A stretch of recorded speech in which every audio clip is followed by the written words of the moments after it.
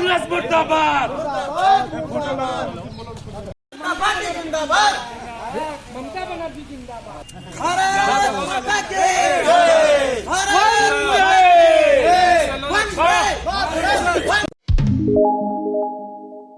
जोहार, आप देख रहे हैं लोकल खबर। मेरा नाम है सुभाष शेखर।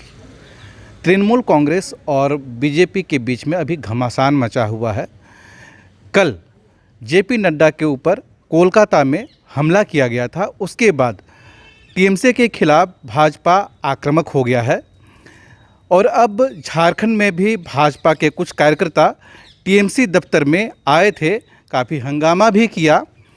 हम अभी मौजूद हैं इसी टीएमसी कार्यालय में और यहाँ के कुछ कार्यालय के कार्यकर्ता हैं, नेता हैं। इन्हीं से हम बात करेंगे कि क्या हुआ था, बताएंगे कि यहाँ पर क्या कुछ हुआ था, कितने समय में हुआ था। ये लगभग आज 4 बजे का समय है। भारतीय जनता पार्टी के कुछ नेता कार्यकर्ता के साथ हमारे टीएमसी कार्यालय में आए और जो बंगाल में जो घटना घटी है, कल का जो भारतीय जनता पार्टी के राष्ट्रीय अध्यक्ष पे घटना घटी है, उसके विरोध में उन लोग यहाँ झारखंड में भी हमारे टीएमसी कार्यालय में आके उन्होंने कहा कि आप यहाँ से एक उनको संदेश दें कि हमारे भारतीय जनता पार्टी पूरे देश के लोग राष्ट्रीय अध्यक्ष पे जो हमला हुआ है उसके विरोध में हम लोग तमाम ये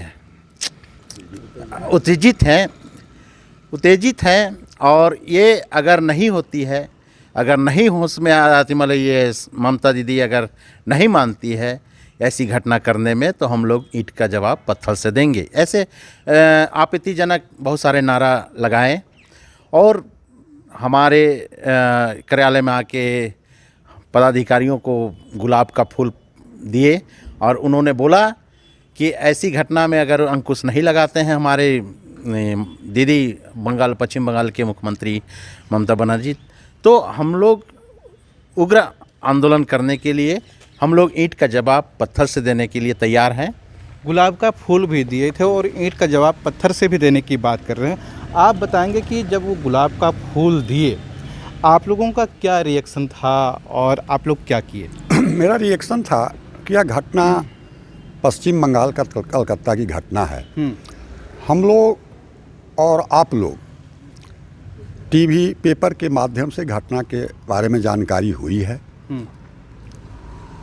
नड्डा साहब का कहना है कि हम पर टीएमसी के कार्यकर्ता लोग हमला किए, जिससे हमारी गाड़ी क्षति हुई है और बुलेट प्रूफ गाड़ी नहीं रहता तो हमको चोट भी पहुंचता। ममता दीदी का बयान आ रहा है कि बीजेपी के लोग सुनियोजित ढंग से पश्चिम बंगाल पर काबिज होने के लिए ये स्वतः हमला बीजेपी के लोग करवा रहे हैं। ऐसा क्यों करेंगे वो? ऐसा इसीलिए करेंगे क्योंकि एन केन प्रकारे न पश्चिम बंगाल पर काबिज होना है बीजेपी को। और बीजेपी पश्चिम बंगाल में नहीं पूरे भारतवर्ष में अपना आधिपत्य किसी तरह से, किसी कुकर्म पर जाकर के अपना आधिपत्य जमाने के लिए बीजेपी षड्यंत्र कर रही है।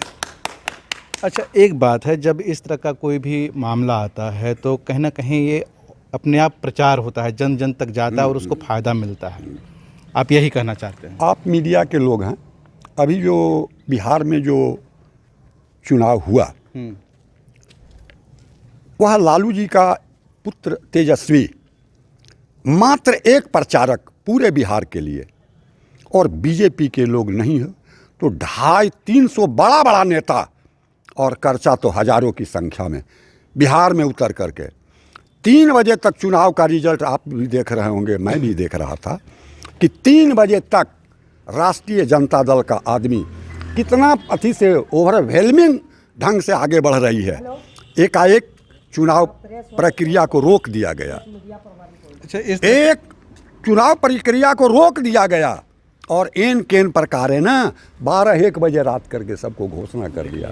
कोई 12 वोट से, कोई 20 वोट से, कोई 50 वोट से। इस तरह मेरे कहने ऐसा क्यों हो रहा है? मेरे कहने का मतलब ये था कि जब इस तरह की घटनाएं होती है तो किसी न किसी पार्टी को फ़ायदा मिलता है और इस तरह का बीजेपी को भी वहाँ पर फ़ायदा मिलेगा। हाँ। लेकिन अब जब भाजपा वाले यहाँ जब आए 30-40 लोग यहाँ पर आप लोगों के खिलाफ प्रदर्शन किए, तो इसका फ़ायदा आपको भी मिलेगा? मिलेगा, हम लोग को मिलेगा।